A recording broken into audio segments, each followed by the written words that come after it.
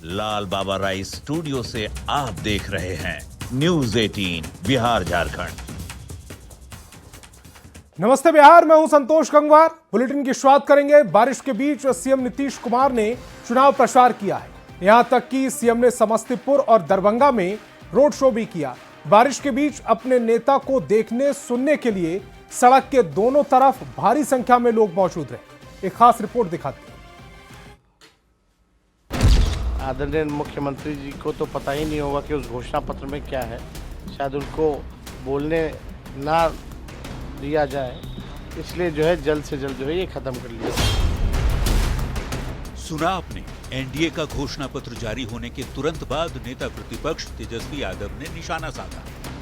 तंज इस बात पर भी कि सीएम नीतीश घोषणा पत्र जारी करने के तुरंत बाद क्यों चले गए। क्यों सीएम नीतीश ने कुछ नहीं बोला।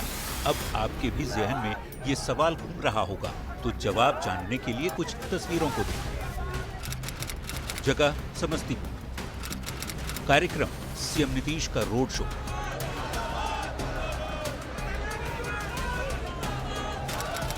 जगह दरभंगा, कार्यक्रम सीएम नीतीश कुमार का रोड शो।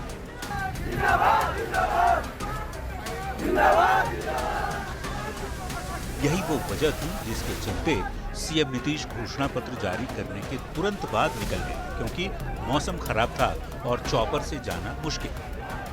फिर क्या था, खराब मौसम और झमझमाती बारिश के बीच सीएम नीतीश कुमार चुनाव प्रचार पर निकल पड़े।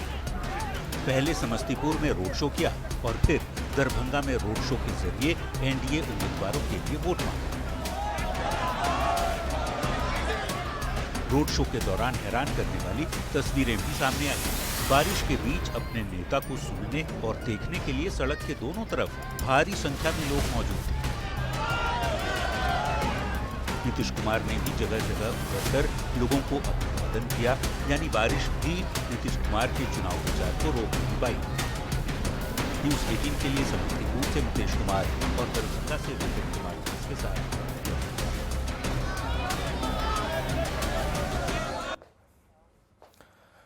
और अपने भाई तेजस्वी यादव के चुनाव प्रचार में राघोपुर के तेरसिया में पहुंची मीसा भारती ने साफ तौर पर कहा है कि बड़ी बहन होने के नाते दोनों भाई को आशीर्वाद है।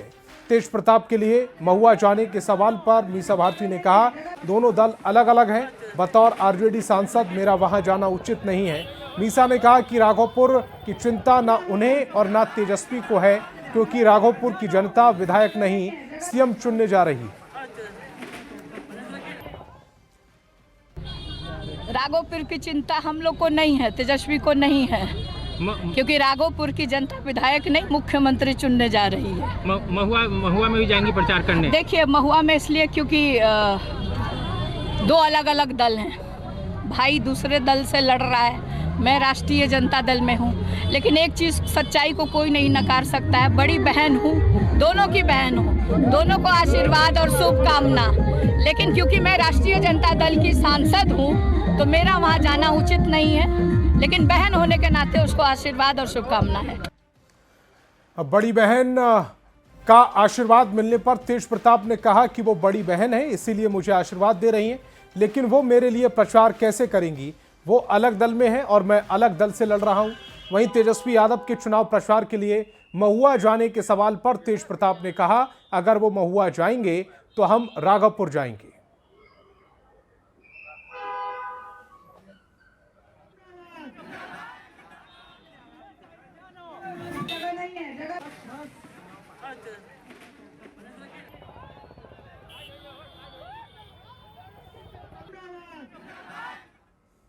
आचार्य ने आशीर्वाद दी है आपको और कहा है कि मेरा भाई है, हमेशा से आशीर्वाद। हाँ, तो बड़ी बहन है, बड़ी बहन का आशीर्वाद। लेकिन मैं प्रचार में नहीं जा पाऊंगी क्योंकि मैं किसी और दल में। हाँ, तो कैसे जाएंगे?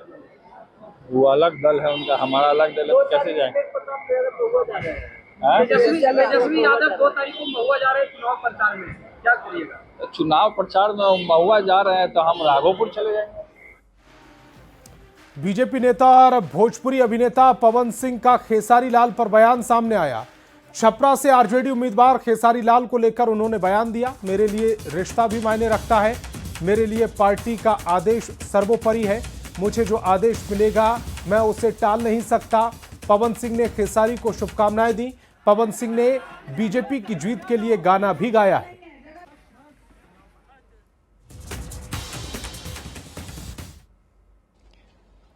मेरे लिए रिश्ता भी मायने रखता है, ठीक है, और मेरे लिए पार्टी का आदेश सर्वोपरि है। तो मुझे जो आदेश मिलेगा मैं उसको टाल नहीं सकता, लेकिन शुभकामना है उनके लिए, खुश रहें, मस्त रहें। बिहार विधानसभा चुनाव को लेकर सत्ताधारी एनडीए गठबंधन ने अपना घोषणा पत्र जारी कर दिया। एनडीए ने अपने संकल्प पत्र यानी मैनिफेस्टो में कई बड़े वादे किए, जिसमें युवा, महिला और किसानों पर विशेष फोकस किया गया। जाति समीकरण को साधने के लिए एनडीए ने अति पिछड़ा वर्ग की जातियों के लिए अलग से कई बड़ी घोषणाएं की। शिक्षा, स्वास्थ्य और रोजगार के लिए क्या है एनडीए का रोड मैप, दिखाते हैं एक रिपोर्ट।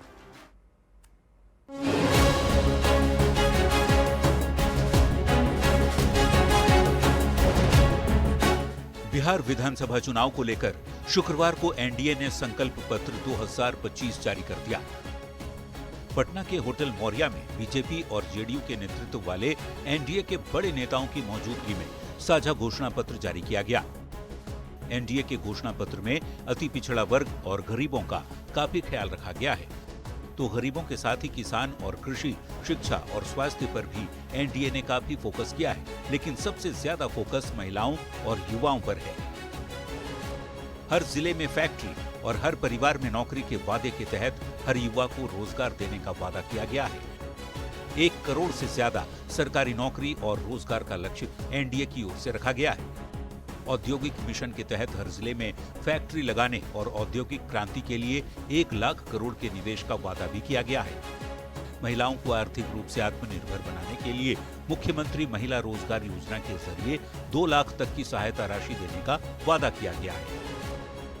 1 करोड़ महिलाओं को लखपति दीदी और महिला उद्यमियों को करोड़पति बनाने का लक्ष्य भी रखा गया है। घोषणा पत्र पूरी तरह से अब तक के विकास योजनाओं का फ्यूचर प्लान है, और जो इसको हम कह सकते हैं कि एक रियलिस्टिक बनाम अनरियलिस्टिक की लड़ाई है।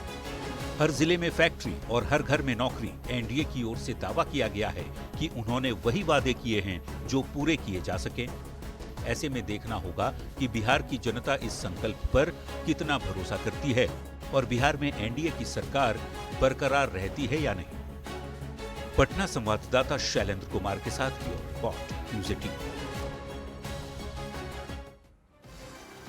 और युवा चेतना के राष्ट्रीय संयोजक रोहित कुमार सिंह ने एनडीए के संकल्प पत्र पर बयान दिया। रोहित कुमार सिंह ने कहा कि जनता एनडीए के मैनिफेस्टो को स्वीकार कर रही है। बिहार की जनता का विश्वास एनडीए गठबंधन के साथ है। तेजस्वी यादव के घोषणा पत्रों को बिहार ने रिजेक्ट कर दिया है।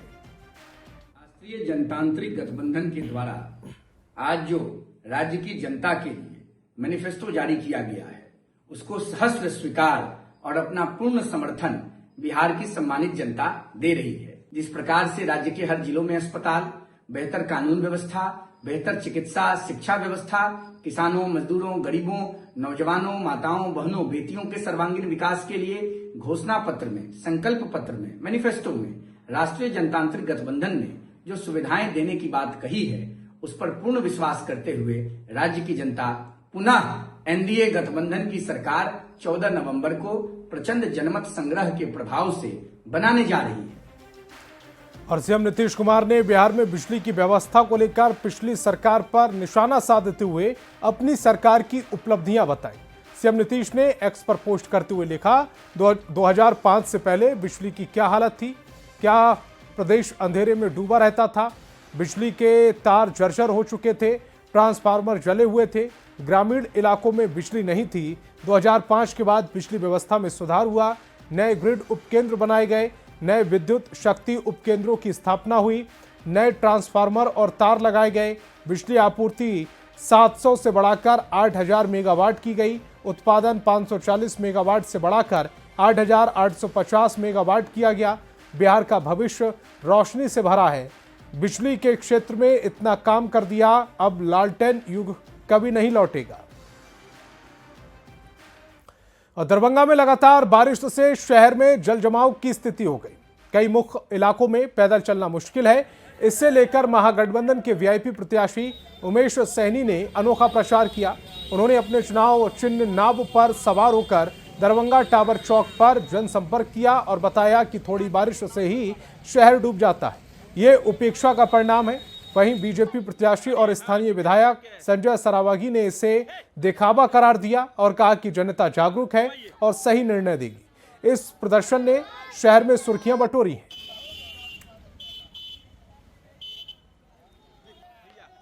में चक्का लगा के लोगों को दिग्भ्रमित कर रहे हैं, उनको लज्जा आनी चाहिए। उन लोग के शासन सत्ता में 2005 के पहले 2-2 महीना तक दरभंगा मुजफ्फरपुर का रोड कटा रहता था। दरभंगा में 1.5-2 महीना पानी का जल जमाव रहता था और आज इतनी भारी बारिश होने के बाद भी थोड़ा बहुत पानी लग गया तो चक्का लगा के नाव चला रहे हैं। वहां पर दरभंगा में कुशेश्वर वगैरह में जो रोड पर नाव चलता था, विकास की इतना काम हुआ है कि आज जो कहां से कहां दरभंगा पहुंच गया। मैसेज यही देना चाहते हैं कि 20 साल में अभी तक जो है आधा घंटा के बारिश में भी शहर जल जमाव मुक्त नहीं हुआ। यही मैसेज देना चाहते हैं कि बदलिए दरभंगा, बदलिए सरकार, बदलिए विधायक और मुक्त होइए इस जल जमाव की समस्या से। और यूपी के सीएम योगी आदित्यनाथ ने बिहार में 3 जगह पर चुनावी जनसभा को संबोधित किया। सीवान, वैशाली और आरा में योगी आदित्यनाथ जमकर बरसे। योगी ने महागठबंधन पर करारा प्रहार किया। क्या कुछ कहा, सुनवाते हैं एक रिपोर्ट के जरिए।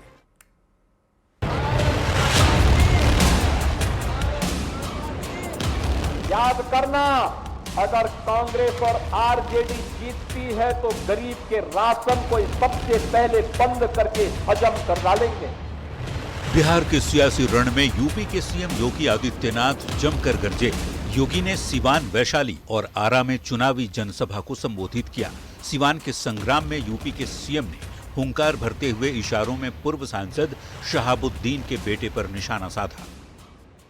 याद करना, अगर कांग्रेस और आरजेडी जीतती है तो गरीब के राशन को सबसे पहले बंद करके हजम कर डालेंगे।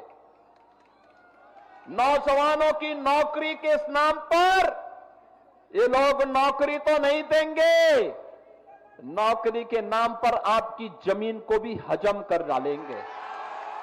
और रघुनाथपुर के उत्साह को देख करके तो मैं कह सकता हूं कि रघुनाथपुर में तो लोगों ने कह दिया कि खानदानी माफिया को फिर से नहीं आने देना है। योगी आदित्यनाथ ने वैशाली के लालगंज में भी चुनावी जनसभा को संबोधित किया। बारिश के बावजूद योगी की सभा में लोगों का जोश दिखा। लोगों ने बुलडोजर बाबा के नारे लगाए। योगी आदित्यनाथ ने यहां एनडीए की जीत का दावा किया और कहा, महागठबंधन माफिया राज लाएगा, लेकिन बीजेपी ऐसा होने नहीं देगी।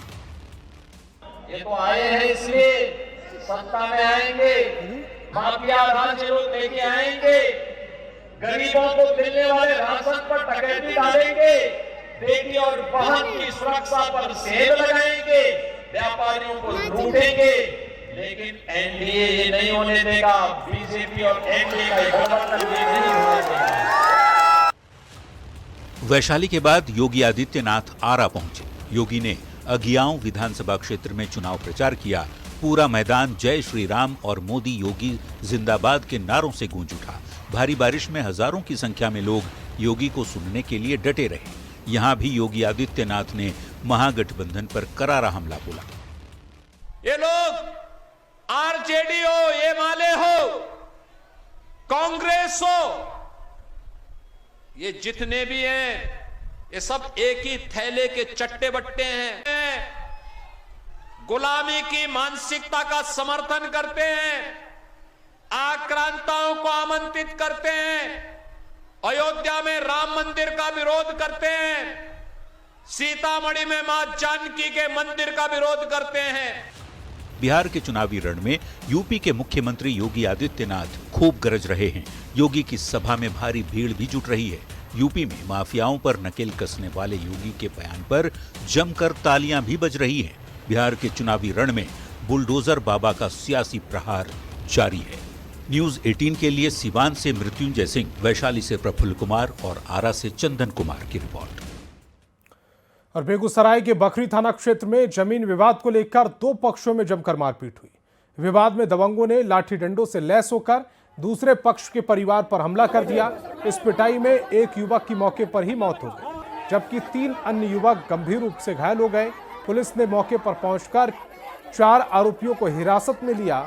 मृतक का शव पोस्टमार्टम के लिए भेजा जा रहा है और मामले की जांच जारी है। आज सुबह उसका अर्जुन साहब का जमाई और उसका लड़का राजन और उसका लड़का सूरज कुमार, ये तीनों मिलके मेरे 2 भांजे एक भतीजे को मारा है। जो एक एक्सपायर हो गया जिसका नाम है मन्नू कुमार और जो अभी भर्ती है उसका नाम है सचिन कुमार। उसमें जमीनी विवाद हुआ था, उसमें एक मारपीट के क्रम में बच्चे को चोट लगी थी।